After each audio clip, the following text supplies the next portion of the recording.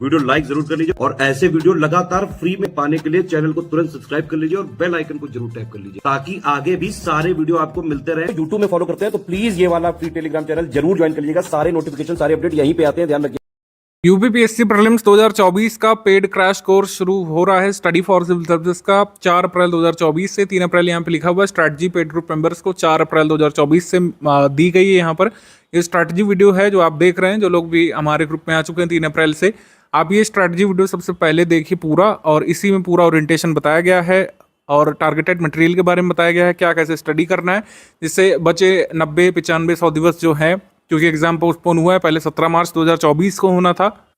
आयोग के द्वारा नोटिस दिया गया था कि जुलाई मंथ 2024 में पेपर होगा, तो जुलाई मंथ तक का जो आपको समय मिल गया है उसमें आप किस तरीके से तैयारी कर सकते हैं। आपकी पहले से तैयारी थी 17 मार्च के लिए या फिर उसके बाद आप तैयारी करने के लिए उतरे, तो क्या स्ट्रैटेजी यहाँ पर रखेंगे। स्टडी फॉर सिविल सर्विसेज के इस पेड क्रैश कोर्स के कौन कौन से स्टडी मटेरियल को प्रायोरिटी बेसिस पर तैयार करेंगे, सब कुछ यहाँ पर बिंदुवार बताया जाएगा। यूपीपीएससी के लिए स्टडी फॉर सिविल सर्विसेज अपने पेड ग्रुप 1 वर्ष पहले से शुरू कर देता है फाउंडेशन बैच के रूप में। 2025 वाला जैसे हम शुरू कर चुके हैं, इस पर हमारे स्टूडेंट्स पूरा 1 साल या फिर 14 महीने 15 महीने से तैयारी में लग जाते हैं। पहले प्रीलिम्स का पूरा फाउंडेशन बनाते हैं, फिर मेंस का स्टडी मटेरियल पढ़ते हैं, फिर टारगेटेड प्रीलिम्स के लिए जुटते हैं प्रीलिम्स से करीब 100 दिवस पहले, फिर अपना मेंस वगैरह की तैयारी करते हैं प्रीलिम्स के बाद। तो इस तरीके से हम लोग तैयारी कराते हैं। और जब एग्जाम एकदम नज़दीक होता है तो स्टडी फॉर सिविल सर्विसेज के पेड क्रैश कोर्स शुरू होते हैं। जैसे 3 अप्रैल को हमने शुरू किया है, इसको आगे भी हम नेक्स्ट मंथ शुरू करेंगे, लास्ट जब 60 डेज या 65 डेज बचे होंगे। तो ये पेड क्रैश कोर्स होता है हमारा। इसमें हम उस साल के प्रीलिम्स के लिए टारगेट करते हैं। जैसे इस साल 2024 के प्रीलिम्स के लिए टारगेटेड ये आपका पेड क्रैश कोर्स है, और इसमें जो स्ट्रैटेजी बताई जाएगी वो भी पूरी तरीके से टारगेटेड प्रीलिम्स के लिए है। Study for civil service as an institute लगातार 8वें साल से आपको सर्व कर रहा है। पिछले 8 वर्षों में हमारे स्टूडेंट्स हमारे कोर्सेज से लाभान्वित हुए हैं, हमारे फ्री स्टडी मटेरियल से और गाइडेंस से लाभान्वित हुए हैं। जो लोग भी हमारे पेड ग्रुप में आते हैं, खासकर ये देखा गया जो लास्ट पेड क्रैश कोर्स में आते हैं और जो पढ़ने वाले स्टूडेंट है, अपना प्रीलिम्स आसानी से क्वालिफाई कर लेते हैं, कैसा पेपर आ जाए, ईजी, मॉडरेट, टफ। तो इसी क्रम में जो लोग हमारे ग्रुप में जुड़े हैं, मैं आपको भी आश्वस्त कर देना चाहता हूं कि अगर आप हमारे पेड स्टडी मटेरियल ग्रुप में आए हैं 6500 वाले में या फिर 9000 वाले ग्रुप में, अगर आप आए हैं जिसमें आपको study material paid quiz test series सब मिलेगा, तो इतना पढ़ करके प्रीलिम्स की आप पूरी तैयारी कर सकते हैं। कट ऑफ निकालने भर की पूरी तैयारी कर सकते हैं। कट ऑफ कैसे निकलेगा, क्या क्या पहले पढ़ना है, क्या क्या चीज़ों को टारगेट करना है, किस तरीके से स्टडी को ओरिएंट करना है, सिलेबस क्या है, पैटर्न क्या है, जो एकदम बिगिनर है उनके लिए मैं सब एक एक करके बताने वाला हूँ। ये चीज़ मैंने पहले लिख दी है, बार बार यहाँ पर नहीं पूछिएगा। जो लोग डिस्कशन ग्रुप में कई बार पूछने लगते हैं कि सर हिस्ट्री के लिए क्या पढ़े आपके पेड क्रैश कोर्स में है, तो मैं उन्हें बोलता हूँ कि सबसे पहले स्ट्रैटेजी वीडियो देखिए, उसमें हम सब कुछ ऑलरेडी बता देते हैं। डिस्कशन ग्रुप है बेसिकली आपके सब्जेक्ट से एसोसिएटेड डाउट डिस्कस करने के लिए। जैसे आपको अगर डाउट है कि जजिया प्रथा समाप्त करने में किस शासक का योगदान था, या फिर जजिया प्रथा सबसे पहले किस मुगल वंश के शासक ने खत्म किया था, तो इस तरीके के डाउट वहाँ पे पूछिए जो सब्सटेंशियल हो, जो सब्जेक्ट से जुड़े हों। स्ट्रैटेजी वीडियो में ऑलरेडी हम सारे डाउट लगभग क्लियर कर देते हैं। ये पूरी स्ट्रैटेजी हम यहाँ पर 3 अप्रैल 2024 से शुरू होकर के जुलाई 2024 तक की बताने जा रहे हैं, जब तक आपका पेपर होगा। और समय समय पर आगे भी ग्रुप में गाइडेंस मिलता रहेगा इस स्ट्रैटेजी के अलावा भी, लेकिन ग्रुप में पढ़ने की शुरुआत करने के लिए ये वीडियो आप पूरा देखिएगा। यहाँ पे लिख दिया गया है। पेड स्टडी मटेरियल वाला ग्रुप होता है जिसमें आपको पूरा PDF वगैरह दिख रहे होंगे, summary PDF, compilation PDF, listing PDF सब दिख रहे होंगे, कुछ स्पेशल PDF दिख रहे होंगे, यूपी करंट दिख रहा होगा, national international current affair show हो रहा होगा, तो एक वो है। इसके अलावा डाउट क्लियरेंस वाला ग्रुप है जहाँ पर मैंने बताया आप डाउट पूछ सकते हैं अपने, और स्टडी फॉर सिविल सर्विसेज के एडमिन्स वहाँ पर डेप्यूट किए जाते हैं आपका डाउट सॉल्व करने के लिए। तीसरा ग्रुप होता है क्विज ग्रुप। क्विज ग्रुप में लगभग सारे लोग होते हैं। जो लोग केवल क्विज ग्रुप ज्वाइन करते हैं वह स्टूडेंट भी होते हैं, जो लोग फुल पेड ग्रुप लेते हैं वह भी होते हैं, और स्टडी मटेरियल ग्रुप वाले भी होते हैं। ब्रीफली परीक्षा योजना एक बार देख ली जाए। परीक्षा योजना सभी को क्लियर होगी, अभी तो एग्जाम होने वाला था। प्रीलिम्स में 2 पेपर होते हैं, एक CSAT का पेपर होता है जो क्वालिफाइंग होता है, इसमें 33% आपको लाने पड़ते हैं। जो मेंस की कट ऑफ बनती है वो बनती है GS पेपर 1 से। GS पेपर 1 में जितना भी नंबर आप स्कोर करेंगे उसी के हिसाब से पोस्ट वाइज और कैटेगरी वाइज कट ऑफ बनता है। शुरुआत में मार्क्स स्टूडेंट के नहीं बताए जाते हैं, कट ऑफ लिस्ट आती है, उसको आप पार करते हैं तो आपका roll number cut off list में और मेंस में जो लोग एलिजिबल होते हैं उनके रोल नंबरों की लिस्ट में होता है। 1/3 की निगेटिव मार्किंग आपकी दोनों ही पेपर्स में है, ध्यान रखिएगा, कुछ लोग इसमें कंफ्यूज रहते हैं। 1/3 की निगेटिव मार्किंग का मतलब ये होता है कि अगर आपके 3 क्वेश्चन यहाँ पे गलत हुए तो एक सही वाला उससे चला जाता है। तो 3 सवाल गलत करने का मतलब 4 सवाल गलत होते हैं, यही होता है 1/3 निगेटिव मार्किंग। और फिर मेंस में क्या होता है, मेंस में सारे पेपर रिटर्न होते हैं। GS 1 से लेकर GS 6 के पेपर्स होते हैं। GS 1 to 4 conventional UPSC pattern पे 2 पेपर यहाँ पर यूपी स्पेशल के ऐड किए गए थे 2023 से। 2023 का मैंने जिन लोगों ने लिखा है तो उन्होंने 2 पेपर ये दिए थे जीएस के 5-6 के यूपी स्पेशल के पेपर। इसमें सारा सिलेबस यूपी से कंसर्न रहता है, तो एक तरीके से आप कह सकते हैं 1500 नंबर में से 400 नंबर यहाँ पर यूपी स्पेशल के। यूपी स्पेशल का वेटेज बढ़ा है मेंस में, काफ़ी लोगों ने इसके लिए प्रयास भी किया था। पहले ऑप्शनल हुआ करता था, ऑप्शनल की मार्क्स जब भी आते थे यूपीपीएससी के एग्जाम्स की मार्कशीट जब आती थी तो तरह तरह के विवाद यहाँ पर उत्पन्न होते थे कि किसी पर्टिकुलर सेट ऑफ ऑप्शनल को अधिक फ़ायदा हुआ है, किसी पर्टिकुलर सेट ऑफ ऑप्शनल को कम फ़ायदा मिला है, कम अंक मिले हैं या फिर स्केलिंग नहीं की गई, तमाम मुद्दे थे। तो इन सब पर विराम देते हुए यूपीपीएससी ने यूपी स्पेशल के पेपर इंट्रोड्यूस किए थे। तो साक्षात्कार हमेशा से 100 मार्क्स का होता आया है, वो यहाँ पे होता है। और जीएस के पेपर्स के अलावा समान हिंदी का एक कंपलसरी पेपर होता है, इसके नंबर मेरिट में ऐड होते हैं। रिपीट, कन्वेंशनल हिंदी या फिर कह सकते हैं समान हिंदी का पेपर होता है, इसके नंबर ऐड होते हैं मेंस में। और निबंध का पेपर होता है 150 मार्क्स का, इसके भी नंबर ऐड होते हैं। तो 1500 नंबर का आपका रिटर्न पेपर होता है, 100 नंबर का साक्षात्कार होता है। कुल मिलाकर मेरिट बनती है 1600 नंबर्स में से। 1600 नंबर्स में से जितने आप नंबर स्कोर करते हैं, फिर आपका मूल्यांकन होता है कि आप post wise category wise cut off को पार कर रहे हैं कि नहीं। न्यूनतम अंक अगर आप लाते हैं तो आपको पोस्ट यहाँ पे यूपीपीएससी के द्वारा दी जाती है। देखिए, सबसे पहले बात कर लेते हैं मेन मुद्दे की, करंट अफेयर कैसे कहाँ तक कंप्लीट कर रहा है। जिन लोगों का तैयार हो गया था 17 मार्च के लिए, उन लोगों को क्या स्ट्रैटेजी यहाँ पे रखनी चाहिए प्रीलिम्स 2024 के लिए। करंट अफेयर कहाँ से कहाँ तक पढ़ना है, इसको समझ लेते हैं। कौन कौन सी पीडीएफ है अभी मैं आगे के करके आपको बता ही दूंगा। सबसे पहले करंट अफेयर जुलाई 2023 से आपको जून 2024 तक का कवर करना होगा। प्रीलिम्स स्पेशल वाला करंट अफेयर आपको मिलता है, डेली मिलता है। डेली का करंट अफेयर मंथली कंपाइल करके दिया जाता है, यूपी करंट भी मिलता है। लेकिन यहाँ पर हम बात कर रहे हैं प्री स्पेशल वाले करंट अफेयर की। प्री स्पेशल वाला करंट अफेयर जुलाई 2023 से जून 2024 तक का आपको इसमें कवर करना होगा। जुलाई 2023 से पीछे का कितना भी जरूरी होगा वो आपको ग्रुप में बता दिया जाएगा, और इसकी कंबाइंड पीडीएफ भी हम देते हैं। जैसे 17 मार्च को पेपर होने वाला था, हमने आपको शायद 26 फरवरी को टोटल पीडीएफ दी थी नेशनल इंटरनेशनल करंट अफेयर की, जो आपको तैयार करनी थी। ऐसा ही आपके इस ग्रुप में किया जाएगा कि जुलाई में होने वाले पेपर से एग्जाम डेट से पहले जितना भी जरूरी करंट अफेयर होगा उसको एक पीडीएफ में कर दिया जाएगा। अभी क्या है कि आपको मंथ वाइज दिया गया, तो जुलाई 2023 से जून 2024 का आपको कवर करना चाहिए। और इसका भी एक मेथड मैं आपको बता दूं पहले ही, कि आपको आगे से पीछे की तरफ बढ़ना चाहिए। यानी कि पहले आपको कवर करना चाहिए मार्च मंथ वाला जो आपको मिल चुका होगा, फिर आप पढ़िए फेब वाला, फिर जनवरी 2024 वाला पढ़िए, फिर आप पढ़िए दिसंबर वाला 2023 वाला, और फिर नवंबर वाला पढ़िए, फिर अक्टूबर वाला। इस तरीके से आपको आगे बढ़ना चाहिए, मतलब आगे से पीछे की तरफ बढ़ना चाहिए। इस तरीके से करंट अफेयर हमेशा आप तैयार करेंगे, आपको ज़्यादा क्लैरिटी रहती है। क्योंकि कई बार जैसे चीज़ें अपडेट होती हैं, जैसे मार्च 2023 की अगर बात करें तो सुप्रीम कोर्ट ने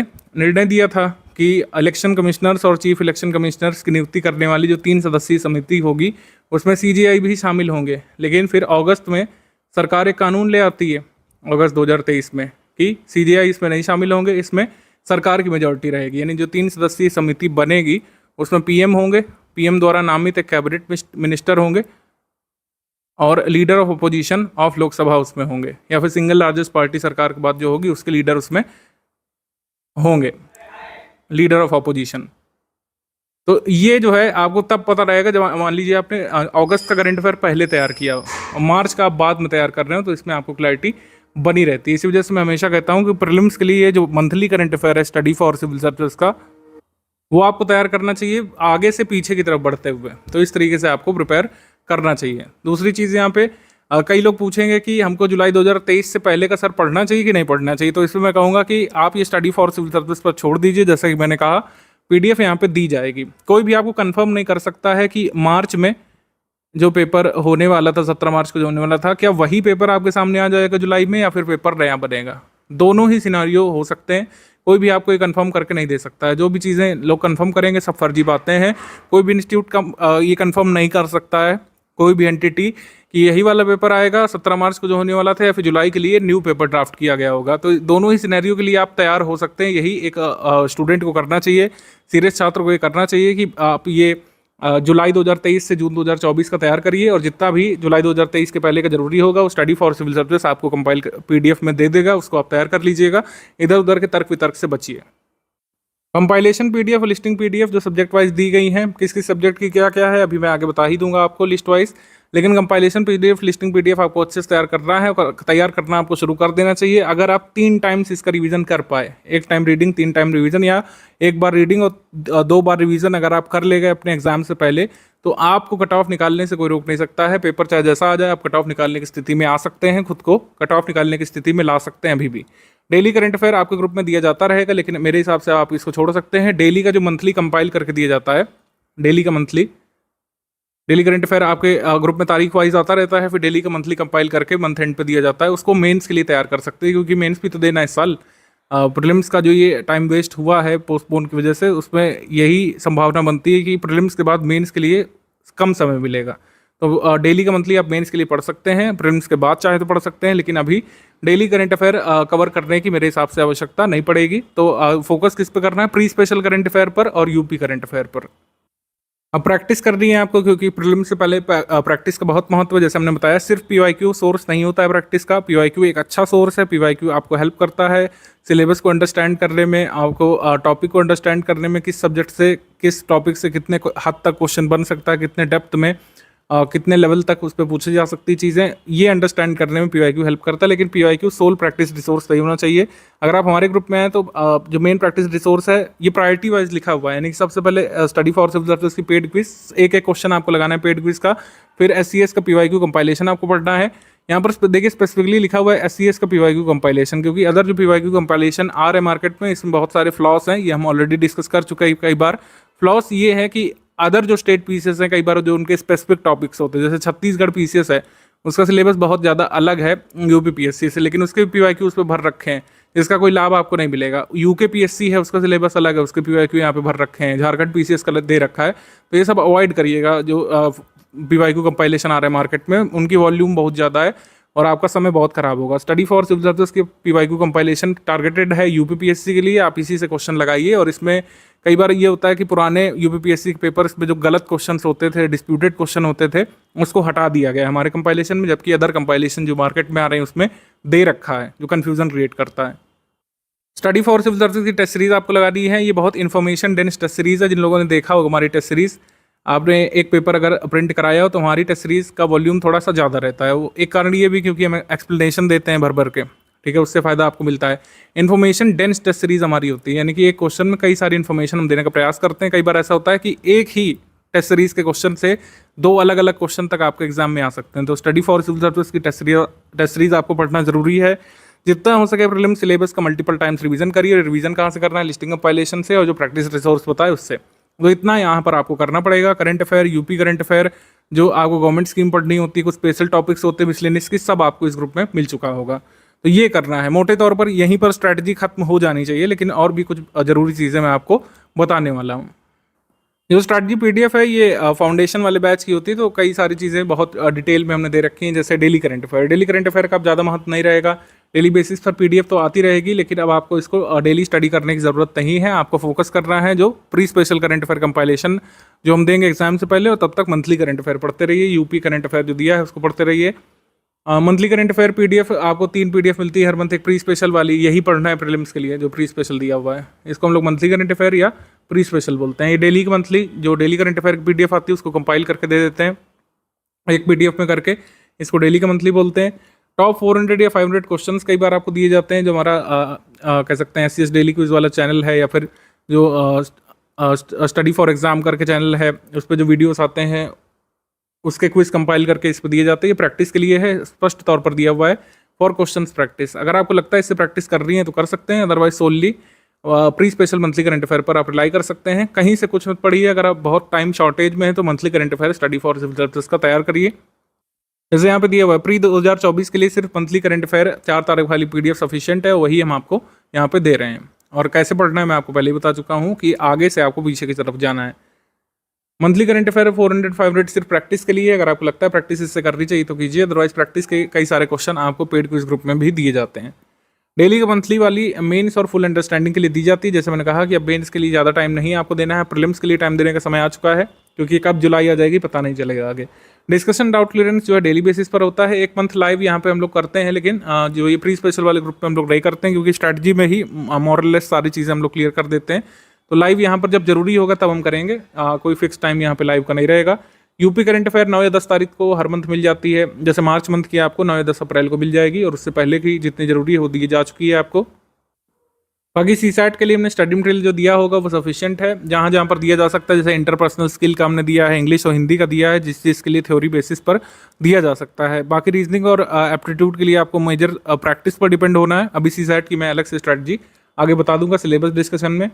आयोग और सिलेबस के हिसाब से हम जो है पूरी तैयारी कराते हैं। हम किसी बुक या फिर किसी भी अन्य प्राइवेट इंस्टीट्यूट को फॉलो नहीं करते हैं, उनकी एक्सपर्टीज़ को नहीं फॉलो करते हैं। जैसे जैसे हमको पैटर्न समझ में आ रहा है, ट्रेंड समझ में आ रहा है रिसेंट पेपर्स से, और आयोग किस तरीके से अपने अलग अलग परीक्षाओं में चीज़ें पूछ रहा है, प्री और मेंस दोनों में, उस हिसाब से हमारा कंटेंट डिज़ाइन किया जाता है, लगातार अपडेट किया जाता है।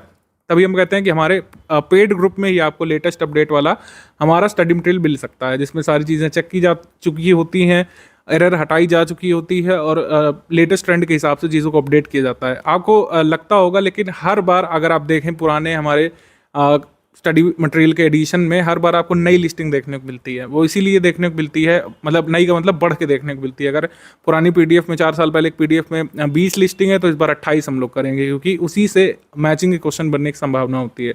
तो स्टडी मटेरियल को लगातार अपडेट किया जाता है, रिवाइज किया जाता है, पेड क्विज के क्वेश्चंस को हर बार रिवाइज अपडेट किया जाता है, टेस्ट सीरीज को रिवाइज अपडेट किया जाता है, और इसी वजह से स्टडी फॉर सिविल सर्विसेज के मैक्सिमम सिलेक्शंस होते हैं। बाकी R&D के बारे में बता चुका हूँ, एकदम लेटर स्टेजेस में जब प्री नज़दीक हो, R&D पर नहीं रिलाई करिए स्टडी मटेरियल पर। R&D का मतलब है कि आप फैक्ट चेक कर रहे हैं, हमारी स्टडी मटेरियल में लिखी हुई बातों को वेरीफाई कर रहे हैं इधर उधर। इससे आपका टाइम वेस्ट होता है। कई बार मान लीजिए एक फैक्ट आपको वेरीफाई करना है, हम लोग कई जगह से लेकर के आते हैं, ऐसा फैक्ट हो सकता है जो किसी प्राइवेट वेबसाइट में ना मिले, फिर आप कहीं से PDF डाउनलोड कर रहे हैं, कहीं से बुक डाउनलोड कर रहे हैं, कोई तो महाशय लाइब्रेरी चले जाते हैं। ये सब मत करिए, आप ही का टाइम वेस्ट होगा। जो पेड क्रैश कोर्स वाला स्टडी मटेरियल होता है, मोरलेस सारी चीज़ें चेक करके दी जाती हैं, फिर भी जैसे किसी भी कह सकते हैं सिस्टम से, चाहे जितना बड़ा AI सिस्टम आ जाए, कुछ ना कुछ एरर की गुंजाइश होती है। वो एरर बहुत माइन्यूट होती है, उसको हम लोग एग्जाम से पहले रेक्टिफाई कर देते हैं। अगर कोई भी एरर होती है, हम लोग ये नहीं कह रहे कि 100% मटेरियल जो है करेक्ट होता है। कई बार एरर हो सकती है, टाइपिंग की एरर हो सकती है, उसको रेक्टिफाई किया जाता है। हालांकि ग्रुप में जो लोग ग्रुप में जुड़े हैं, आप अगर पुराने ग्रुप में रहे तो आपको पता है कि study for civil services error correction को कितना सीरियसली मेटिकुलसली लेता है। कोई भी टेस्ट सीरीज हम अपलोड करते हैं, अगर मान लीजिए कोई जरा सी भी एरर है तो उसको उसमें बता दिया जाता है, पेड क्विज के क्वेश्चन री अपडेट करके उसमें आ जाते हैं। तो आप पूरी तरीके से स्टडी फॉर सिविल सर्विसेज पर ट्रस्ट कर सकते हैं। गूगल वाला जो है ये बड़ी समस्या करता है, क्योंकि कई बार आप लोग गूगल में टाइप करते हैं कोई चीज़, गूगल का जो सर्च बार होता है और उसमें जो फर्स्ट रिजल्ट फिर बाद में आपको शो हो जाता है सर्च इंजन में, उसको दिखाने लगते हैं। ऐसा मत करिए, खासकर एग्जाम जब इतना नज़दीक हो, सिर्फ फोकस करिए जो दिया गया है। अगर कोई भी अपडेट होगा, जैसे हमने कहा कि हम खुद ही आपको प्रोवाइड करा देंगे आपके एग्जाम से पहले, आपको इसमें नहीं लगना है, आपको बिल्कुल भी इसमें टाइम वेस्ट नहीं करना चाहिए। तो कहने का मतलब है कि स्टडी फॉर सिविल सर्विस खुद ही वो काम करता है। आपको कई बार लगता होगा कि हम जो है एक्स्ट्रा कॉशियस रहें, एक्स्ट्रा कॉशियस रहना अच्छी बात है, अवेयर रहना अच्छी बात है, लेकिन यहाँ पर थोड़ा सा आपको ट्रस्ट करना चाहिए। 7-8 वर्षों से हम लोग काम कर रहे हैं, एरर की कोई गुंजाइश होती नहीं है। अगर कोई छोटी मोटी टाइपिंग एरर होती है तो उसको सही करा दिया जाता है। डाउट क्लियरेंस आपको पेड ग्रुप में पूछना पड़ेगा, और अगर तब भी आपका डाउट नहीं सॉल्व होता है, आपको लगता है कि पेड ग्रुप में नहीं समझ में आ पा रहा है जो आप पूछ रहे हैं, तो इस गिवन नंबर पर, जो ज्ञान सर का पर्सनल नंबर है, इस पर आप अपनी दुविधा बता सकते हैं। Last but not the least, ये बात आपको हमेशा बताई जाती है, पेड ग्रुप सिर्फ ज्वाइन करना काफ़ी नहीं। मान लीजिए हमने क्रैश कोर्स यहाँ पर ओपन किया, आपको सारी चीज़ें स्टडी मटेरियल अपडेट करके दे दिया, मिसलेनियस अपडेट करके दे दिया, बजट के नोट्स दे दिए, स्कीम्स दे दी, अच्छे अच्छे क्वेश्चंस पेड क्विज में कराए, करंट अफेयर बिल्कुल एकदम सिलेक्टेड वाला दे दिया, लेकिन जब तक आप उसको पढ़ेंगे नहीं और अपने OMR में क्वेश्चन अटेम्प्ट कर नहीं पाएंगे आपके एक्चुअल एग्जाम में, तब तक कोई फायदा नहीं है। तो इसी वजह से आपको बता दिया जाए कि पेड क्रैश कोर्स में जो भी मेंबर आते हैं, उन्हें ये इंश्योर करना होगा कि डेली जो है 6 से 7 घंटे, और एकदम जब एग्जाम के 50 दिवस बचे हों, 7 से 9 घंटे आपको पढ़ने की यहाँ पर हैबिट बनानी पड़ेगी। हैबिट क्या बनानी पड़ेगी? ये कंपल्शन है, ये चॉइस नहीं, ये कंपल्शन है।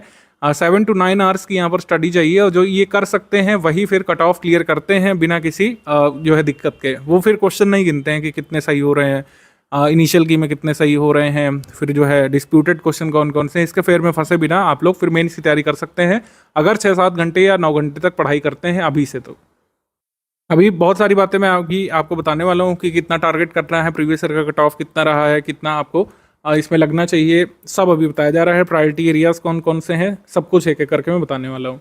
अच्छा देखिए, ये हमारा बेसिक जो ग्रुप शुरू होता था उसी का स्ट्रैटेजी है, तो इसमें बेसिक अंडरस्टैंडिंग के लिए लिखा होगा, फिर जो है कह सकते हैं सेकंड स्टेज लिखा होगा, 3 स्टेज की स्ट्रैटेजी लिखी होगी। अब ये सब चीज़ें नहीं काम करेंगी जब आपके एग्जाम के 100 से कम दिवस बचे हों, जैसे जुलाई में कहा गया है, तो हम मान के चल रहे हैं कि 95 से 105 डेज आपके पास लगभग बचे होंगे।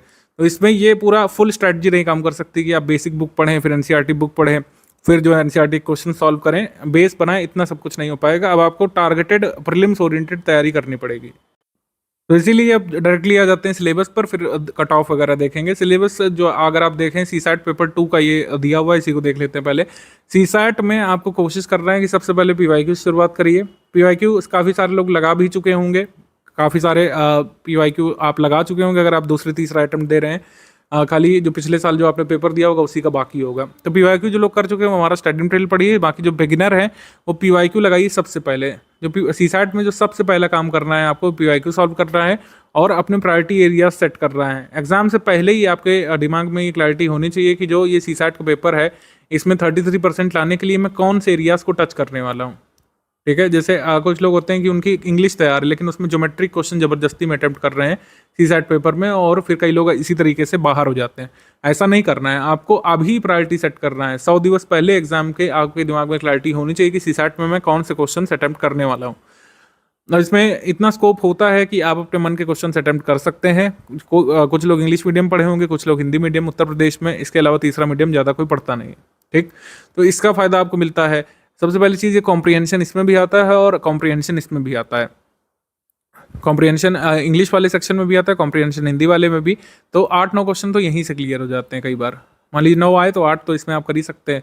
फिर इसके बाद कई सारे ऐसे टॉपिक्स होते हैं लॉजिकल वाले, रीजनिंग के कुछ ऐसे होते हैं जो बिना किसी स्टडी के, एप्टीट्यूड के, अवेयरनेस पर आधारित किए जा सकते हैं। कुछ बेसिक फॉर्मूला पर आधारित सवाल होते हैं।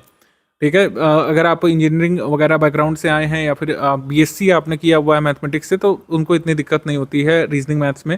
फिर इसमें इंटरपर्सनल स्किल वाली चीज़ें होती हैं, जो लोग एमबीए वगैरह करें उनको इससे लाभ मिल जाता है। बीटेक में भी कई बार पढ़ाया जाता है। तो कहीं ना कहीं किसी भी फील्ड से आप आए हो आपको उसका लाभ मिलता है। बाकी स्टडी मटेरियल दिया हुआ है, स्टडी मटेरियल आप पढ़ सकते हैं। मान लीजिए इंग्लिश का आपको तैयार करना है, हिंदी तैयार करना है, तो आपकी तैयारी इससे हो जाएगी। इंटरपर्सनल स्किल का भी बेसिक यहाँ पे दिया हुआ है। मेरा कहना है कि पीवाईक्यू जरा भी इग्नोर मत करिए। पीवाईक्यू इसलिए भी जरूरी है क्योंकि जैसे जीएस पेपर में ट्रेंड बदल जाता है, क्वेश्चन पूछे जाने का तरीका बदल जाता है, जितने सब्जेक्ट से जितने क्वेश्चन आते थे वो नंबर बदल जाता है। मान लीजिए साइंस के पहले 30 आते थे, हो सकता है 10 आ जाएं, अदर सब्जेक्ट में वेटेज बढ़ जाए, लेकिन इसमें ऐसा नहीं है। एक फिक्स्ड पैटर्न के सवाल इसमें पूछे जाते हैं और उसका फ़ायदा आपको लेना चाहिए। आप पीवाईक्यू सॉल्व करेंगे तो यकीन मानिए अगर आपने पिछले 8 या 9 साल के पीवाईक्यू सॉल्व कर लिए तो आधी से ज़्यादा तैयारी तो वहीं पर हो जाती है। तो सीसैट में पीवाईक्यू पर फोकस करिए और पीवाईक्यू लगा लीजिए अभी से एग्जाम के पहले, और जो अपने प्रायोरिटी एरिया सेट कर लीजिए उन्हीं को बार बार तैयार करिए। मान लीजिए आपको लग रहा है कि मुझे इंग्लिश ही अटेम्प्ट करना है, तो आप वोकैबलरी उसमें पढ़िए, इडियम फ्रेजेस अपने तैयार करिए, पंक्चुएशन वगैरह के रूल्स देख लीजिए एक बार, direct indirect active passive revise कर लीजिए, क्योंकि इससे एक एक क्वेश्चन आने ही आने हैं। तो ये 10 टॉपिक लिखे हुए हैं, मान के चलिए एक एक दो क्वेश्चन सबसे आते हैं। इसमें देखें 21 सवाल करीब इंग्लिश के आ जाते हैं और 21 से 25 सवाल जो है हिंदी के आ जाते हैं, बाकी रीजनिंग एप्टीट्यूड के, फिर इंटरपर्सनल स्किल के, मैथ्स के। तो इस तरीके से आपका पूरा पेपर होता है। आपको अगर क्लैरिटी रहेगी कि हमको इंग्लिश के और रीजनिंग के सवाल सॉल्व करने हैं, तो कई बार उसी से आपका सीसैट पेपर क्लियर हो जाता है। बाकी जीएस के सिलेबस की बात करें तो ज़्यादा इस पर बात करने वाला है नहीं बात एक्चुअली में। यूपीपीएससी का सिलेबस आप जितनी बार देखेंगे आपको कंफ्यूज ही करता है, क्योंकि सिलेबस जो है बहुत कोहेसिव फॉर्म में दिया हुआ है। ठीक है, मतलब बहुत श्रिंक करके, शॉर्ट करके दे दिया गया है। ज़्यादातर चीज़ें इससे क्लियर नहीं होती हैं। जैसे इसमें देखें इकोनॉमी में अगर देखें तो various aspect of Indian economy, इसमें दिया हुआ sustainable development, poverty, inclusion, demographics, social sector initiative. अभी इतने जो है वेग टर्म है कि इनमें बहुत सारी चीज़ें शामिल की जा सकती है। ठीक है, और उसी हिसाब से अब क्वेश्चंस भी आते हैं। तो ज़्यादातर हमको क्लैरिटी सिलेबस से नहीं मिलती है यूपीपीएससी के प्रीलिम्स के लिए, जीएस पेपर 1 के लिए हमको मिलती है पीवाईक्यू से। तो इसी वजह से पीवाईक्यू आपको स्टडी फॉर सिविल सर्विस वाला पढ़ने के लिए कहा गया है। हालांकि कुछ चीज़ें आप समझ भी जाते हैं, जैसे सस्टेनेबल डेवलपमेंट से एक क्वेश्चन आना शुरू हो गया, इसके बेसिक से। सस्टेनेबल डेवलपमेंट पर अगर कोई रिपोर्ट आई है, नीति आयोग की रिपोर्ट है, उससे क्वेश्चन आना ही आना है। पॉवर्टी में बेसिक्स जब पूछे जाते हैं, कई बार डेटा पूछा जाता है। पॉवर्टी बेसिक्स से 1-2 क्वेश्चन आजकल आने लग रहे हैं। इंक्लूजन और सोशल सेक्टर इनिशिएटिव, इससे क्या आता है, इससे गवर्नमेंट स्कीम आती है, इससे गवर्नमेंट स्कीम आती है और यही हमको पीवाईक्यू से पता चलता है। तो पीवाईक्यू से ही आप सिलेबस समझ सकते हैं यूपीपीएससी में, क्योंकि सिलेबस बहुत बड़ा एक्सपैंड करके या फिर समझाते हुए दिया ही नहीं हुआ है। सिलेबस बहुत सेल्फ एक्सप्लेनेटरी टाइप का होता है यूपीपीएससी में। जैसे यूकेपीएससी का सिलेबस अगर आप कंपेयर करें, यूकेपीएससी का सिलेबस देख लें, एमपीपीएससी का भी सिलेबस देख लें अगर कोई दिया होगा एग्जाम, या फिर झारखंड पीसीएस का देख लें, उसमें सिलेबस लिखा जाता है 10-15 पेज में कई बार। जैसे यूकेपीएससी का 10-12 पेज में होता है पूरा प्रीलिम्स का सिलेबस। उसमें एक एक चैप्टर लिखते हैं कि इंडियन हिस्ट्री में किस राजा के बारे में पूछेंगे, अशोक के बारे में पूछेंगे, मौर्य वंश के बारे में पूछेंगे, है ना, इस तरीके से लिख के देते हैं। जबकि इसमें क्या लिखा हुआ है, भारत का इतिहास, भारतीय राष्ट्रीय आंदोलन, history of India, international movement, ये लिखा है भारत का इतिहास, भारतीय राष्ट्रीय आंदोलन। इसमें बहुत सारी चीज़ें आ सकती हैं, मतलब कोई स्कोप ही नहीं है कि आप इसमें आइडेंटिफाई कर पाएँ कि भारत का इतिहास, भारतीय राष्ट्रीय आंदोलन में क्या शामिल होगा क्या नहीं होगा, है ना। तो मतलब ये है कि बहुत सारे फेसेट्स इसमें होते हैं। जबकि अदर स्टेट पीसेस में क्या होता है, उसमें स्पेसिफिकली लिखा रहता है कि भाई इस शासक के बारे में आएगा, इस शासक के बारे में आएगा, इस घटनाक्रम के बारे में, इस अधिनियम के बारे में, अंग्रेजों का शासन यहाँ से यहाँ तक पूछा जाएगा, वाइसराय, इन वाइसराय के बारे में पूछा जाएगा, ये सब। लेकिन इसमें बहुत वेग टर्म है, तो इसी वजह से ज़्यादा इसमें नहीं पता चलता है। आपको कुल मिलाकर ये देखना है कि जो हमने स्टडी मटेरियल दिया है वो पीवाईक्यू एनालिसिस करके रीसेंट ट्रेंड और पैटर्न के हिसाब से पूरे सिलेबस का अच्छे से अध्ययन करके हमारा पूरा एक्सपीरियंस का मिश्रण शामिल करके आपको स्टडी मटेरियल और करंट अफेयर दिया है, पेड रिसोर्सेज दिए हैं प्रैक्टिस के लिए। इन पर रिलाई करके आप कट ऑफ निकाल सकते हैं, सिंपल बात ये है। अब जीएस पेपर 1 में टारगेट कितना करना है इसके बारे में बात कर लेते हैं। तो जीएस पेपर 1 में 150 क्वेश्चंस होते हैं, 150 सवाल और मार्क्स 200 होते हैं। ये थोड़ा सा पेक्यूलर लगता है कुछ लोगों को, लेकिन यही होता है। 200 मार्क्स और 150 क्वेश्चंस इसमें होते हैं। तो क्वेश्चंस कितने टारगेट करने हैं, कितने मार्क्स को टारगेट करना है, इसको देख लेते हैं। पीसीएस 2018 का जो पेपर था, यहीं से पैटर्न पूरा बदला गया था। जीएस पेपर्स जहाँ पर मेंस में ऑब्जेक्टिव हुआ करते थे, 2018 से पहले सब्जेक्टिव बनाया गया था और यहीं से कट ऑफ हमको बेसिकली देखना चाहिए। इससे पहले का जो कट ऑफ देखेंगे उससे कोई खास आइडिया आपको मिलेगा नहीं। तो 126 नंबर यहाँ पर कट ऑफ गया था और 94.5 क्वेश्चन यहाँ पे आपको टारगेट करना था या आना चाहिए था यूआर के लिए। ध्यान रखिएगा पूरा कट ऑफ यूआर के बारे में है। अभी मैं पूरी लिस्ट रख दूंगा तो कन्फ्यूज़न और हो जाएगी। सारे ईयर का अगर हम कैटेगरी वाइज कट ऑफ देखने लगेंगे तो यूआर के हिसाब से हमको टारगेट करना चाहिए, क्योंकि यूआर का कट ऑफ ज़्यादा जाता है तो उसी हिसाब से हमको टारगेट लेकर के चलना होता है। अदर कैटेगरी का आपका उस हिसाब से कम रहता है। बीसीएस 2018 में 900 पोस्ट थी, मैं आपको बता दूं। तो नंबर ऑफ पोस्ट से वैसे कोई लेना देना नहीं होता है। कई लोग सोचते हैं कि पोस्ट ज़्यादा होगी तो कट ऑफ कम जाएगा, ऐसा नहीं है। कट ऑफ पूरी तरीके से डिपेंड करता है कि पेपर किस तरीके का पूछा गया है। पेपर इसमें इजी लेवल का पूछा गया था, इस वजह से कट ऑफ ज़्यादा गया था। 94.5 क्वेश्चन इसमें आपके 150 में से यूआर के सही होने चाहिए थे।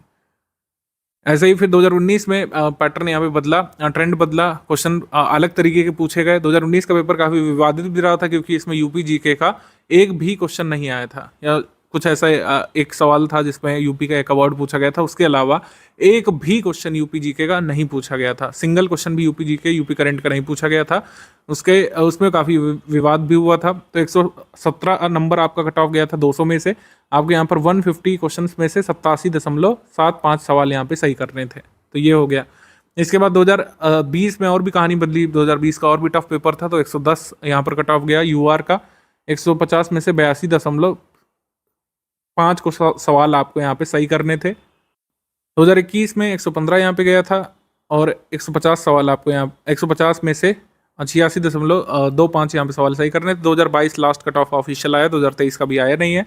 111 यहाँ पे कट ऑफ गया था यूआर का मैक्सिमम पोस्ट के लिए 200 में से। तो ये आप समझ पा रहे हैं, ये यूआर का है। अदर कैटेगरीज में कम रहता है। तो हमें टारगेट यहाँ पे करना चाहिए अपनी स्टडीज़ के दौरान 95 से 100 करेक्ट क्वेश्चंस का आपको टारगेट रखना है। अगर आप यूआर में आते हैं, अपनी अपनी कैटेगरीज के हिसाब से कम कर सकते हैं। अगर आप विमेन में हैं तो 92 के अराउंड आपके सही होने चाहिए। एससी में आपके 85 से 87 के अराउंड क्वेश्चन सही करने का टारगेट यहाँ पे रखना चाहिए। कम चला जाए वो आपकी किस्मत है, अच्छी बात है। कम चला जाए, आप हर में क्लियर करेंगे कट ऑफ, लेकिन आपको टारगेट स्टडी के दौरान यही रखना है।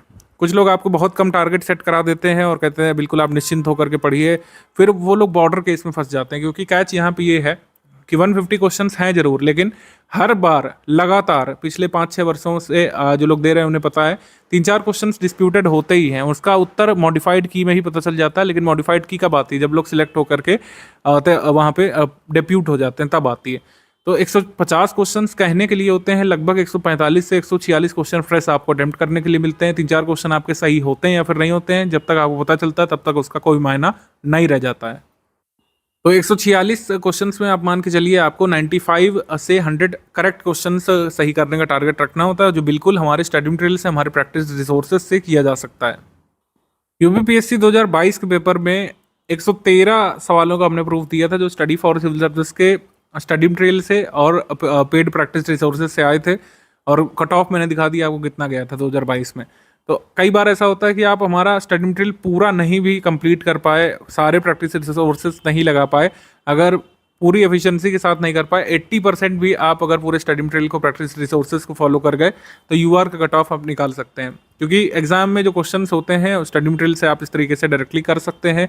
कई सारे question, tough question, tricky question, analytical, conceptual और इंटायरली फैक्चुअल क्वेश्चन, सभी तरीके के क्वेश्चन आप हमारे एग्जाम में, मतलब आप हमारे स्टडी मटेरियल से एग्जाम में कवर कर लेते हैं। जो एग्जाम में पूछा जाता है वो हमारे स्टडी मटेरियल में होता है इस तरीके से। चाहे करंट अफेयर आप ले लें, चाहे हिस्ट्री के क्वेश्चंस ले लें, ज्योग्राफी के सवाल ले लें, सस्टेनेबल डेवलपमेंट संबंधित सवाल हो, इन्वायरमेंट का प्रश्न हो, पॉलिटी का प्रश्न हो, लगातार हमने सारे प्रूफ यहाँ पे दिए हुए हैं। इवन जो लेंदी क्वेश्चन आते हैं उसमें जो चीज़ें पूछी जाती हैं, जितना हमारे करंट अफेयर में होता है या फिर हमारे हिस्ट्री के कंपाइलेशन में, उतना ही पूछ लिया जाता है एग्जाम में।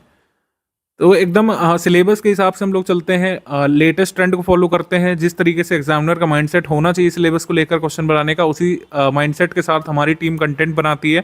इसी वजह से मैक्सिमम बेनिफिट आपको देखने को मिलता है। ये मैं आपको दिखा रहा हूँ 2022 का। 2022 का एग्जाम जब ओवर हुआ था तो हमने प्रॉमिस किया था इससे अधिक क्वेश्चन हम ला करके दिखाएंगे अपने कंटेंट से और हमारे प्रैक्टिस रिसोर्सेज से। 2023 का जो पेपर हुआ था, इसमें जो मई में पेपर हुआ था 2023 में, 125 सवाल जो है किए जा सकते थे, और इसका कट ऑफ अभी डिक्लेयर नहीं हुआ है। तो आगे देखते हैं क्या होता है, क्या कट ऑफ रहता है। लेकिन इसमें भी कई सारे ऐसे प्रश्न थे जो डायरेक्टली हमारे जो है करंट अफेयर से थे, या फिर जो हमारा कंपाइलेशन लिस्टिंग होता है उससे थे। हिस्ट्री के कई सारे क्वेश्चंस, ज्योग्राफी के क्वेश्चंस जो कई बार आपको नहीं मिलते हैं फैक्ट, वो सब भी दिए हुए थे। जो क्वेश्चंस पूछे गए थे कालानुक्रमिक क्रम में लगाने वाले, कई बार असर्शन रीजन वाले, वो हम ऑलरेडी अपने पेड क्विज में करा चुके थे। तो पेड क्विज का अपना महत्व है, और इसी वजह से आपको पेड क्विज के सभी क्वेश्चन सॉल्व भी करने चाहिए। तो जितनी भी पीडीएफ आपको दी जाती हैं वो खाली मतलब इकट्ठा करने के लिए या फिर उनको आजीवन सेव करने के लिए नहीं दिया जाता। आप उसको पढ़िए, रिवाइज करिए, ठीक है, तभी आपको मैक्सिमम बेनिफिट इसमें मिलता है एग्जाम में हमारे स्टडी मटेरियल से। तो इसीलिए मैंने कहा कि जो भी स्टडी मटेरियल दिया गया है और आगे प्रैक्टिस रिसोर्सेज पेड क्विज के फॉर्म में, टेस्ट सीरीज के फॉर्म में, और कुछ स्पेशल पीडीएफ पिक वगैरह आपको वीडियो बना करके दिए जाएंगे पेड क्विज में, उसका लाभ लीजिए आप। और डेली आप 6-7 घंटे जुटेंगे तो निश्चित तौर पर कट ऑफ क्लियर कर सकेंगे। अब किस सब्जेक्ट या टॉपिक से कितने सवाल बनते हैं इसको देख लेते हैं। तो प्रायोरिटी सेट करने में आपको थोड़ी आसानी रहती है कि जो 95 का नंबर हमको अचीव करना है वो कैसे अचीव होगा। सबसे पहले सबसे बड़ा सब्जेक्ट जो होता है, सबसे लेंदी, सबसे वॉल्यूमिनस सब्जेक्ट हिस्ट्री का। हिस्ट्री में एंशिएंट, मेडिवल, मॉडर्न, 3 यहाँ पे पार्ट होते हैं। आप रफली डिमार्केट कर सकते हैं इसको। तो इसमें एंशिएंट, मेडिवल, मॉडर्न से देखिए कितने क्वेश्चन आते हैं। एंशिएंट मेडिवल से यहाँ पर आए आपके 15 सवाल और 11 सवाल आए मॉडर्न हिस्ट्री से 2023 वाले पेपर में। तो कुल मिलाकर हिस्ट्री से कितने सवाल है, 26। तो एक बड़ा चंक यहाँ पर होता है हिस्ट्री में, 1/6 पोर्शन आप मान सकते हैं पूरे पेपर का। फिर एंशिएंट मेडिवल के 15 इधर और 9 इधर, तो कितने क्वेश्चन हो गए, 24 सवाल इधर हो गए। ऐसे ही 19 सवाल इधर आए थे 2021 वाले पेपर में। 2020 में आए थे करीब 22 प्रश्न इसमें आए थे, और 21 सवाल आए थे 2019 वाले पेपर में। 2018 वाला मैंने नहीं शामिल किया है क्योंकि उसमें पेपर थोड़ा सा ईजी साइड था और अब उस तरीके से नहीं आता है। 2018 वाले में क्या था कि एंशिएंट मेडिवल के कम क्वेश्चन थे, मॉडर्न के क्वेश्चन भर भर के थे, लेकिन अब ऐसा नहीं हो रहा है। इंडियन इकोनॉमिक क्वेश्चन यहाँ पर कितने थे, इंडियन इकोनॉमी के क्वेश्चन 11 थे, 7 जिसमें करंट अफेयर के थे। इकोनॉमी में ज़्यादातर करंट अफेयर आता है, इसमें भी इकोनॉमी के जितने क्वेश्चन आए थे उसमें स्टैटिक के कम थे और करंट अफेयर के ज़्यादा थे। तो मोस्टली करंट का मतलब क्या होता है, इसको थोड़ा सा समझ लेते हैं ब्रीफली। इकोनॉमी स्टैटिक और इकोनॉमी करंट अफेयर क्वेश्चन में डिफरेंस ये होता है कि इकोनॉमी स्टैटिक के क्वेश्चंस होते हैं अवधारणाओं पे आधारित, और जो एक फिक्स्ड तरीके की डेफिनेशन हम लोग पढ़ते हुए आए हैं जिसमें चेंजेस होने की संभावना ना के बराबर होती है, उसको स्टैटिक इकोनॉमी बोलते हैं। या फिर इकोनॉमी के जो कॉन्सेप्ट जो हमारे इकोनॉमिस्ट दे गए हैं वो होता है, या फिर जो नॉर्म्स होते हैं। जैसा ये क्वेश्चन आया था 2019 वाले में, इनमें से कौन सा मेथड फॉलो किया जाता है भारत में पॉवर्टी एस्टिमेशन के लिए। तो पॉवर्टी एस्टिमेशन के लिए जो मेथड यूज़ करते हैं वो हेड काउंट रेशियो है, कैलोरी इनटेक है, हाउस होल्ड कंजम्पशन एक्सपेंडिचर है। ये 3 मेथड यूज़ करते हैं। पर कैपिटा इनकम कभी भी भारत में पॉवर्टी एस्टिमेशन का आधार नहीं रहा है, क्योंकि भारत में पर कैपिटा इनकम के आंकड़े कभी भी प्रिसाइजली अवेलेबल नहीं हो पाए हैं। आज़ादी के बाद से भारत एक कृषि प्रधान देश रहा है, और जिसमें पर कैपिटा इनकम पूरे साल भर में ड्रास्टिकली बढ़ती है, कभी घटती है फसल के सीज़न में, इस हिसाब से होता है। और भारत में बहुत सारे उद्योग हैं और पर कैपिटा इनकम इस तरीके का कोई डेटा अभी तक नहीं कलेक्ट किया गया है, तो ये हमको पता है, इसी हिसाब से इसका आंसर बी होता है। तो मतलब ये फिक्स्ड चीज़ है, जब तक नीति आयोग या फिर हमारी जो एजेंसीज हैं पॉवर्टी एस्टिमेशन का कोई नया मेथड नहीं लेकर के आती, तब तक यही उत्तर सही माना जाएगा। इसी को हम लोग बोलते हैं इकोनॉमी स्टैटिक। जैसे इस पे पूछा गया कि किसी कमेटी के बारे में जो पहले बनी थी, ठीक है, जैसे poverty estimation based on nutritional requirement exclusively, तो ये कौन सी कमेटी है? योगिंदर के अलग कमेटी। तो ये तो बन चुकी है, अपनी रिपोर्ट भी सबमिट कर चुकी है, इसमें चेंज की कोई संभावना नहीं है। पुरानी गवर्नमेंट स्कीम को क्रोनोलॉजी में लगाने को आ गया, इसमें भी कोई चेंजेस की संभावना नहीं है। किसान क्रेडिट कार्ड में क्या क्या सुविधाएं मिलती हैं, इस पर भी कोई चेंज की संभावना नहीं, जब तक कोई नया चीज़ नहीं अनाउंस की जाए। तो इस तरीके से इकोनॉमी स्टैटिक के सवाल होते हैं। इसमें डेफिनेशंस पूछे हैं, इन्फ्लेशन का क्या संबंध है एम्प्लॉयमेंट के साथ, ठीक है, जो फिक्स चीज़ें हैं, जो नॉर्म्स रही हैं, जो हम पढ़ते हुए बुक्स में आ रहे हैं, वही इकोनॉमी स्टैटिक है। इकोनॉमी करंट अफेयर ये होता है, union budget economic survey basically हम लोग इसमें कवर करते हैं, जिसमें नई चीज़ें बताई जाती हैं। इकोनॉमिक सर्वे में सरकार अपनी अचीवमेंट बताती है और यूनियन बजट में आगे के प्रॉस्पेक्ट्स बताती है। तो जैसे एग्जाम में 2020 वाले में 2020-21 बजट से पूछा गया था, कृषि की आय दोगुनी करने के उद्देश्य से ग्रामीण विकास पर ध्यान केंद्रित किया गया इस बजट में। क्या जो 2024-25 का बजट होगा, क्या उसमें सेम चीज़ होगी? ऐसा नहीं है। बजट तो हर साल बदल जाता है, सरकार के प्रॉस्पेक्ट तो हर साल बदलेंगे, हर बदलती सरकार के साथ सरकार के प्रॉस्पेक्ट बदलेंगे, नए स्कीम उसमें ऐड किए जाएंगे, नए कुछ कार्यक्रम अनाउंस किए जाएंगे। तो ये बजट वाली चीज़ें हर साल बदलती हैं। हर साल का बजट पिछले साल की तुलना में बिल्कुल बदल जाता है, मोर और लेस। जिस स्कीम को एलोकेशन पिछले साल कम हुआ था, उस साल अगले साल उस स्कीम को एलोकेशन सबसे ज़्यादा भी हो सकता है। तो बजट इकोनॉमिक सर्वे में कई सारे आंकड़े बदल जाते हैं, तो इसी को हम लोग बोलते हैं इकोनॉमी करंट। मान लीजिए बजट में किसी साल डिफेंस को ज़्यादा एलोकेशन मिला, अगले साल शिक्षा को ज़्यादा एलोकेशन मिला, या फिर R&D पर हम जहाँ GDP का इतना % खर्चा करते थे पिछले बजट में और नेक्स्ट बजट में ज़्यादा करने लगे। जैसे टोटल फर्टिलिटी रेट पूछा NFHS के हिसाब से, NFHS लास्ट में जब 2018 में पेपर हुआ था, तो 2015-16 NFHS के हिसाब से पूछा भारत में कि TFR कितनी, टोटल फर्टिलिटी रेट। अब ये आंकड़ा उस समय 2018 के आंसर की में तो सही आएगा, लेकिन क्या 2024 के एग्जाम में सही आएगा? उत्तर है नहीं, क्योंकि हमारी TFR अब तो 2.1 से भी कम हो चुकी है। अगर आपसे एग्जाम में पूछते हैं कि रिप्लेसमेंट लेवल फर्टिलिटी क्या है, रिप्लेसमेंट लेवल फर्टिलिटी की डेफिनेशन ही है 2.1, ये बदली नहीं है अभी तक, तो इस वजह से इकोनॉमी स्टैटिक है।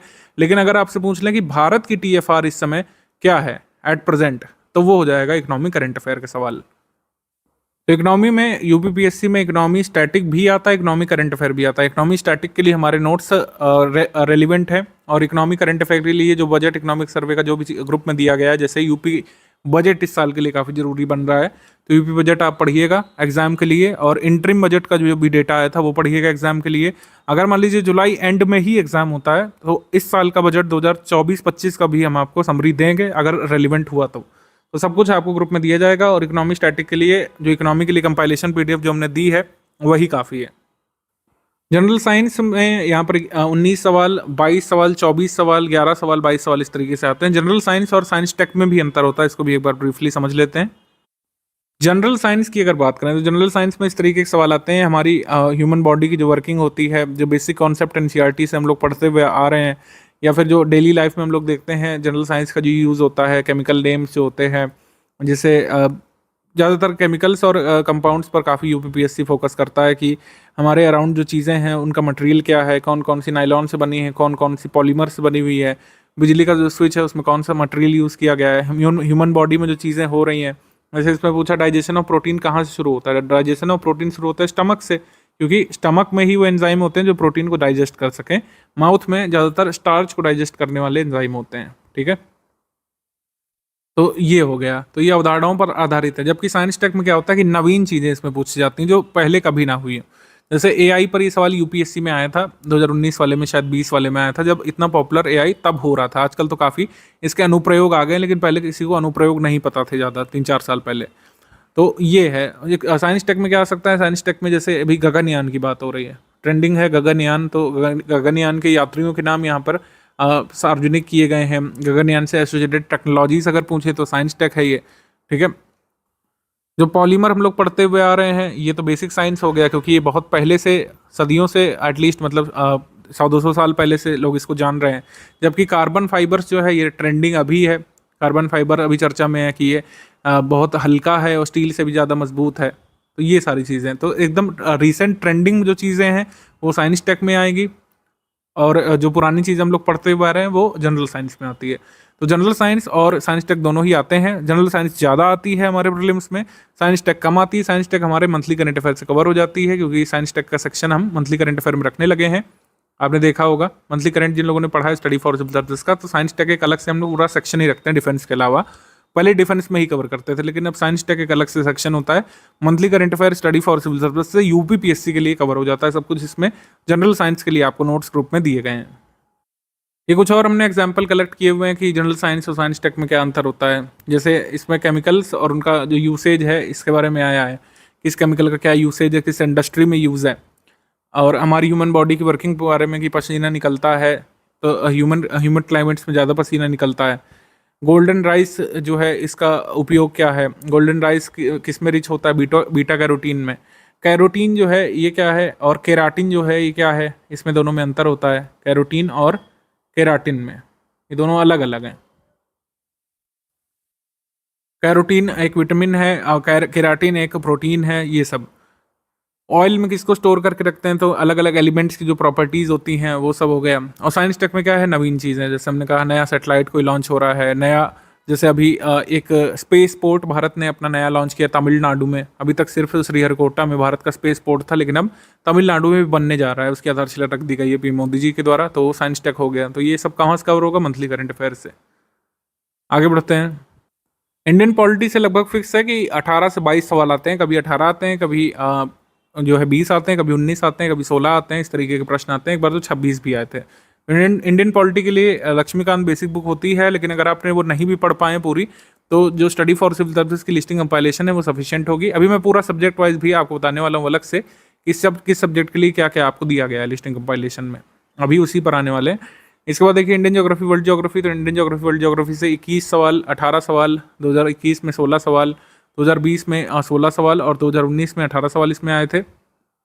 इसके बाद यूपी जीके, यूपी करंट का वेटेज लगातार बढ़ रहा है। जब से यूपी स्पेशल इंट्रोड्यूस किया गया मेंस में, तब तक हम मान के चल रहे हैं कि वेटेज बढ़ेगा ही। 6 प्रश्न इसमें आए थे 2023 में, 2022 वाले में ज़्यादा आए थे, 8 आए थे। तो 6 से 8 प्रश्न आप मान के चलिए यूपी स्पेशल से होंगे, जिसमें यूपी जीके भी आएगी और यूपी करंट भी आएगी। तो यूपी जीके भी आपको दिया गया है, यूपी करंट अफेयर भी दिया गया है।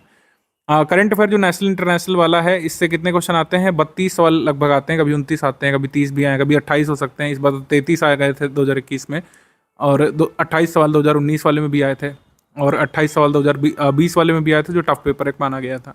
तो इस तरीके से तो करंट अफेयर का वेटेज लगभग कितना हुआ, नेशनल इंटरनेशनल अगर इसमें जोड़ दें, यूपी करंट अफेयर जोड़ दें, इकोनॉमिक करंट अफेयर जोड़ दें, तो काफ़ी अच्छा खासा वेटेज इसमें हो जाता है। 150 में से 40 प्रश्न हो जाते हैं सब मिलाकर के, अगर आप ऐड करें। कुछ सब्जेक्ट वाइज करंट अफेयर भी होते हैं। मान लीजिए कोई करंट अफेयर में इवेंट न्यूज़ में रही, उससे एसोसिएटेड हिस्टोरिकल सिग्निफिकेंस उसका पूछ लिया गया, ठीक है। कोई पर्सनालिटी चर्चा में रहे, जैसे लसित बोरफुकन जो है लगातार चर्चा में है, स्टैचू ऑफ वेलोर उनके नाम पर जो है बनाई जा रही है, हो सकता है उनकी डायनेस्टी के बारे में कुछ पूछ लें, तो वो वैसे तो सवाल हिस्ट्री का कहलाएगा, लेकिन है तो करंट अफेयर से एसोसिएटेड। तो इस तरीके के भी सवाल होते हैं। मिसलेनियस टॉपिक्स जो है ये बहुत छोटी पीडीएफ होती है, इससे कई बार सवाल ज़्यादा आ जाते हैं। इस बार 10 आए थे, 20 सवाल भी आ चुके हैं पहले, और 22 सवाल तक भी आ चुके हैं मिसलेनियस से। तो मिसलेनियस काफ़ी ज़रूरी होता है, और इसकी पीडीएफ हमने अपडेट करके दे दी है। इसमें आगे जो भी अपडेट होंगे आपको मिल जाएंगे। तो मिसलेनियस भी आपको मिल गया। इस तरीके से प्रायोरिटी आप सेट कर सकते हैं। एक आधे सवाल एग्रीकल्चर से भी हो सकते हैं, आर्ट कल्चर से भी हो सकते हैं, तो उसकी भी शॉर्ट पीडीएफ दी गई है। देखिए कुल मिलाकर उद्देश्य क्या है, ये सब बताने का उद्देश्य ये है कि कोई भी सब्जेक्ट ऐसा नहीं है कि इंटायरली ही आप इग्नोर कर दीजिए। मान लीजिए जैसे यूपी जी के यूपी करंट अफेयर है, आपको लगता है कि इसमें बहुत ज़्यादा हमको समय देना पड़ रहा है और वही समय मैं डिवोट कर सकता हूँ मिसलेनियस में, तो आप इसमें जो है कर सकते हैं। ये लास्ट मोमेंट वाली चीज़ें हैं। अभी मेरे हिसाब से सारे सब्जेक्ट पढ़े जा सकते हैं, रिवाइज भी किए जा सकते हैं, तो इतना पैनिक होने की ज़रूरत नहीं है।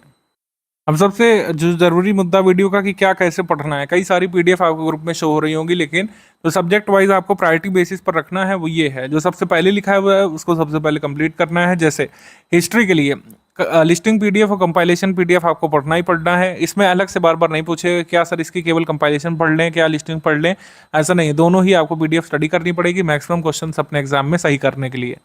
तो हिस्ट्री में सबसे पहले आपको compilation PDF, listing PDF complete करनी है, फिर पीवाईक्यू सॉल्व कर रहे हैं हिस्ट्री के, फिर टेस्ट सीरीज जो आपकी होगी फुल लेंथ होगी और सेक्शन वाइज होगी, उसमें हिस्ट्री क्वेश्चन सॉल्व करिए, ये करिए आप सबसे पहले, ठीक है।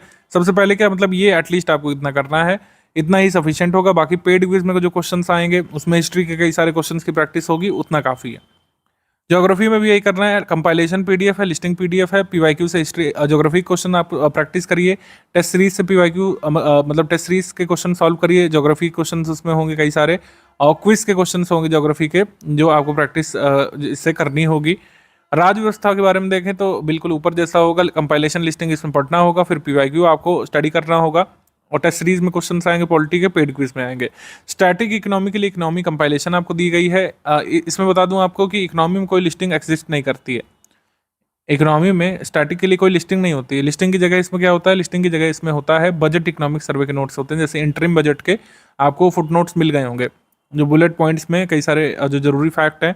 इंटरिम बजट जो आया इस साल उसके मिल गए होंगे, यूपी बजट के मिल गए होंगे, इकोनॉमिक सर्वे की समरी लास्ट ईयर की मिल गई होगी, और यूपी बजट की तो इस साल की मिल गई होगी। लास्ट ईयर के इकोनॉमी की हमने आपको दे दी होगी, इकोनॉमिक सर्वे की बजट की, उसको आपको स्टडी करना होगा। इकोनॉमी स्टैटिक के लिए इकोनॉमी कंपाइलेशन सफिशिएंट है, बाकी इकोनॉमी करंट के लिए बजट आपको पढ़ना पड़ेगा, लास्ट ईयर वाला भी और इस साल का यूपी बजट भी और इंटरिम बजट भी, क्योंकि श्योर नहीं हो सकते हम कि किससे सवाल आएगा। 17 मार्च वाला पेपर आ गया तो लास्ट ईयर के बजट से भी आ सकता है, मान लीजिए नया पेपर बना तो यूपी बजट से भी आ सकता है। दोनों ही सिनेरियोज हैं, तो इस वजह से इकोनॉमी में अच्छी खासी मेहनत इस बार आपको करनी पड़ेगी। हालांकि नोट्स बहुत शॉर्ट में है, इकोनॉमिक सर्वे के नोट्स अगर आप देखें, हमारे बजट के नोट्स देखें तो बहुत शॉर्ट में है, मल्टीपल टाइम्स रिवाइज किए जा सकते हैं। इन्वायरमेंट में सिर्फ लिस्टिंग कंपाइलेशन में से सफिशिएंट है। पीवाईक्यू एक बार देख लीजिएगा इन्वायरमेंट के, और टेस्ट सीरीज में इन्वायरमेंट के क्वेश्चंस लगा लीजिएगा, वो सफिशिएंट है। जनरल साइंस के लिए भी यही करना है, पीवाईक्यू और टेस्ट सीरीज के क्वेश्चन, लिस्टिंग कंपाइलेशन साइंस के लिए। और करंट अफेयर के लिए मैंने बताया कि मंथली करंट अफेयर जो जहाँ तक दिया गया है उसको आप स्टडी करिए, मार्च तक का आप लोग जो है स्टडी कर लीजिए, ठीक है। मार्च 2024 तक का हमने दिया है, मार्च 2024 से पीछे जाते हुए आप स्टडी करिए जहाँ तक दिया हुआ है। और जैसा कि हमने बताया कि अभी मंथली करंट अफेयर आपको पढ़ना है, और एग्जाम से जस्ट पहले करीब 17 दिवस पहले हम आपको पूरा कंपाइलेशन देते हैं एक पीडीएफ में, जितना भी आपको नेशनल इंटरनेशनल तैयार करना होता है। और ये है इस हिसाब से, तो जहाँ पर भी कंफ्यूजन हो कि सब्जेक्ट वाइज क्या पढ़ना है, ये पेज हमने आपके स्ट्रैटेजी पीडीएफ में भी लगा दिया है, इसी को देख लीजिए कि किस सब्जेक्ट के लिए क्या आपको स्टडी करना है 2024 के प्रीलिम्स एग्जाम के लिए। यूपीपीएससी के प्रीलिम्स पेपर को लेकर जो हमारा एनालिसिस जो कहता है वो ये है कि नंबर ऑफ इजी क्वेश्चंस जो है करीब आपके पेपर में 40 होते हैं इन नॉर्मल केसेस। अगर बहुत ही टफ पेपर हो गया तो नंबर ऑफ इजी क्वेश्चंस कम हो सकते हैं या बढ़ भी सकते हैं। मॉडरेट पेपर हुआ तो मॉडरेट क्वेश्चन 60 से 70 होते हैं, और नंबर ऑफ डिफिकल्ट क्वेश्चंस पूरे पेपर में 30 से 40 होते हैं यूपीपीएससी के अपर प्रीलिम्स पेपर में। क्वेश्चन हमको चाहिए कितने सही वाले, 95 के अराउंड हमको क्वेश्चन चाहिए, 95 प्लस, निगेटिव मार्किंग हटा करके, डिस्प्यूटेड क्वेश्चंस को निगेट करके।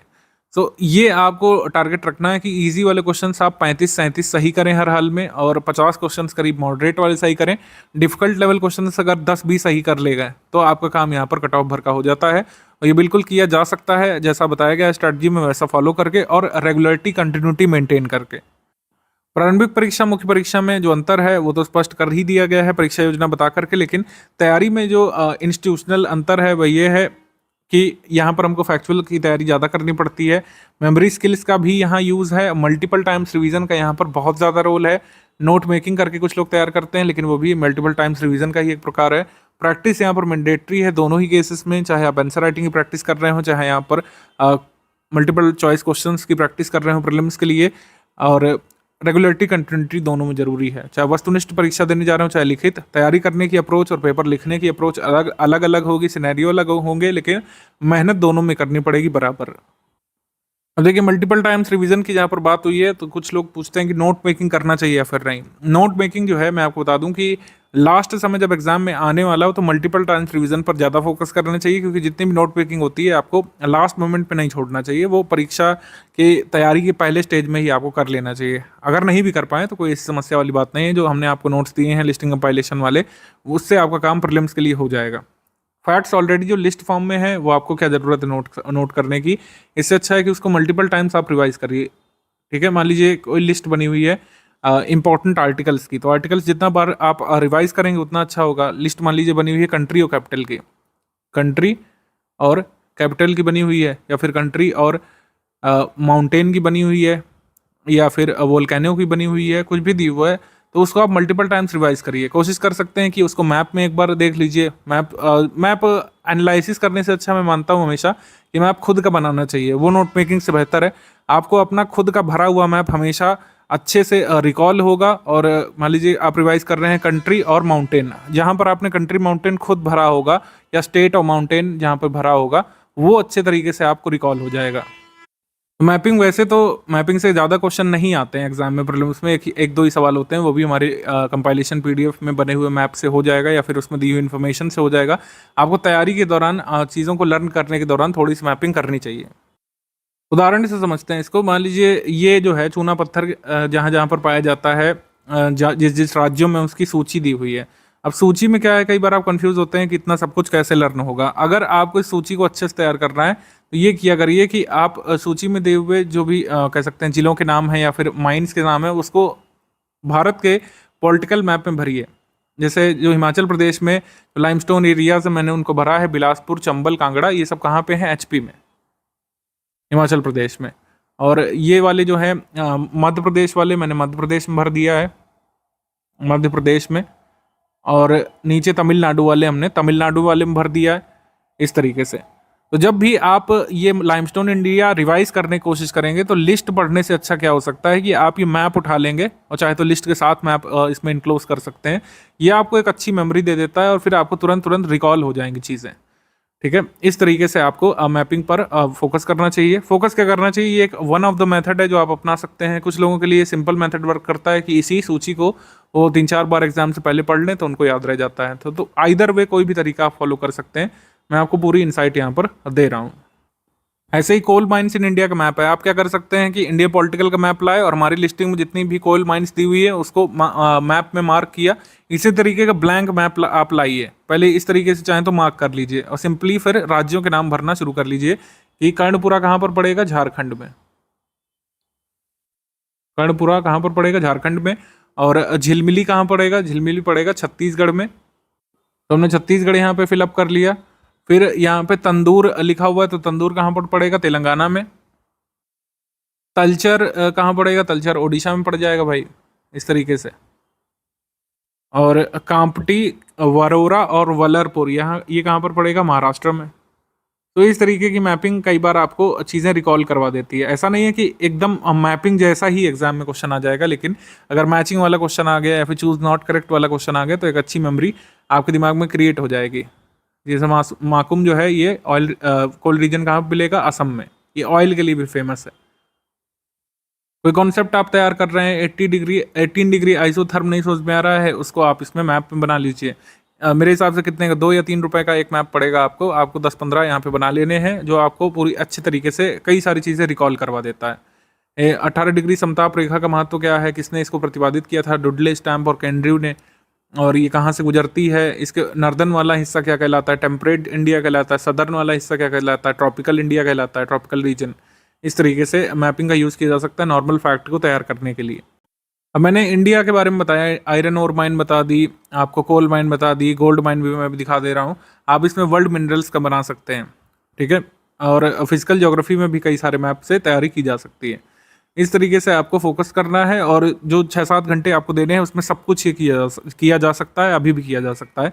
अदरवाइज नहीं फॉलो कर सकते हैं, बहुत नहीं आपको मैपिंग वगैरह के समय मिलता है। टोटल फोकस कर डालिए आप मल्टीपल टाइम्स रिविजन पर। मल्टीपल टाइम्स रिवाइज करने से आपको कोई नहीं रोक सकता है। आप पीडीएफ से चलते फिरते रिवाइज करिए, अपने सिस्टम में खोल लीजिए। कहीं पे आप स्टैग्नेंट जॉब करते हैं फ्री आवर्स में, कोशिश करिए कि पीडीएफ ओपनर से आप पीडीएफ से रिवाइज कर लीजिए। प्रिंट अगर लिए हुए हैं तो अपने प्रिंट से आप लिस्टिंग कंपाइलेशन स्टडी करिए। पढ़ने वालों के पास तमाम बहाने हैं।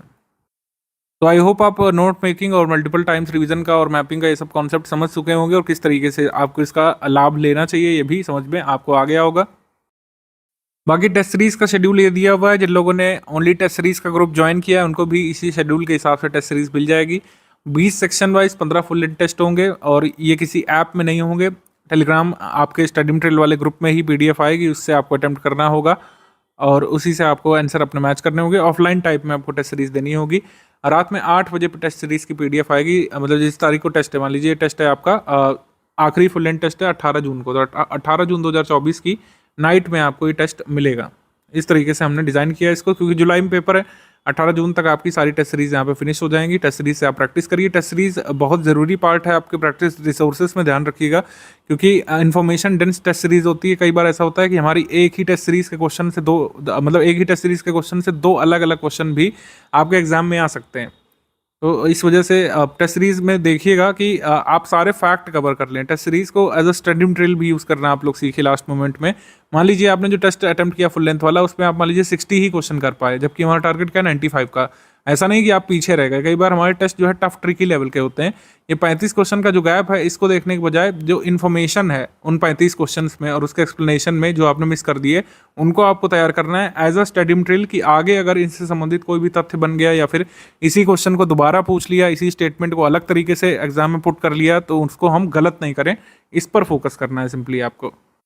बाकी स्ट्रैटेजी पीडीएफ मैंने बताया कि ये जो है फाउंडेशन बैच का स्ट्रैटेजी पीडीएफ होता है, इसी को हम आगे तक चलाते हैं। इसके मोस्ट इंपॉर्टेंट चीज़ें हालांकि स्ट्रैटेजी में बता दी जाती है कि बुनियादी किताबों की रीडिंग वगैरह, अब इसका ज़्यादा कोई मायना नहीं रहेगा। फोकस करिए कि जो लिस्टिंग कंपाइलेशन जो हमने आपको रिकमेंड की है, जो करंट अफेयर आपको बताया है, जितने जितने मंथ का और प्रैक्टिस रिसोर्सेज में टेस्ट सीरीज, पेड क्विज और पीवाईक्यू, इनको आप लगाइए। इन्हीं से आपको जो है लाभ मिलेगा। इसी से आपका 2024 वाला कट ऑफ जो है निकल सकता है। बाकी मेंबर्स अपने डाउट कहाँ पूछें, इसके लिए मैंने बता दिया शुरू में ही कि जिन मेंबर्स के पास फुल पेड ग्रुप का एक्सेस है वो अपने डाउट पूछें डिस्कशन ग्रुप में, और जो लोग फुल पेड ग्रुप में इनरोल नहीं है वो कहाँ पूछ सकते हैं, वो अपना डाउट इस नंबर पर भेज सकते हैं जो ज्ञान सर का पर्सनल व्हाट्सएप नंबर है। हालांकि इसमें जो डाउट है थोड़ा सा टाइम लेकर के बताया जाता है। विदिन 24 आवर आपके सवाल का जवाब दिया जाएगा। कोई भी आपका पेड ग्रुप से एसोसिएटेड डाउट है तो आप वहाँ पर लिख करके बताएंगे मैं इस फला पेड ग्रुप में हूँ और मुझे ये समस्या है, कोई पिक वगैरह प्रूफ आपके पास है तो भेजिएगा। विदिन 24 आवर आपकी भी समस्या का समाधान किया जाएगा। बाकी फुल पेड ग्रुप में है, आपको दिन के समय में तुरंत डाउट सॉल्व करके दिया जाता है। और अब एग्ज़ाम नज़दीक है तो हमारी टीम हर बार एक्टिव हो जाती है एग्ज़ाम के समय। किसी भी पेड ग्रुप में अगर आप हैं और उस पेड ग्रुप का एग्ज़ाम होने जा रहा है तो हमारी टीम एक्टिवली सपोर्ट करती है। और कोई भी डाउट अगर आप पूछेंगे दिन के समय में तो तुरंत आपको उसका रिप्लाई दिया जाएगा। बाकी पेड ग्रुप में स्टडी मटेरियल कैसे देखें वाला वीडियो आप अपने पिन मैसेज से आप देख लीजिए, वीडियो नंबर 2। उसमें बताया गया पीडीएफ कैसे ओपन कर सकते हैं, कैसे शेयर कर सकते हैं, क्या पासवर्ड वगैरह है, कैसे एक्सेस कर सकते हैं, प्रिंट कर सकते हैं, ये सब इसमें सेकंड वीडियो में बता दिया गया है। बाकी कोई भी चीज़ आपको लगता है कि अलग से पूछनी चाहिए तो आप डिस्कशन ग्रुप में पूछ सकते हैं। और यहाँ से आपकी 6 से 7 आवर्स का क्रैश कोर्स यहाँ से शुरू हो जाता है।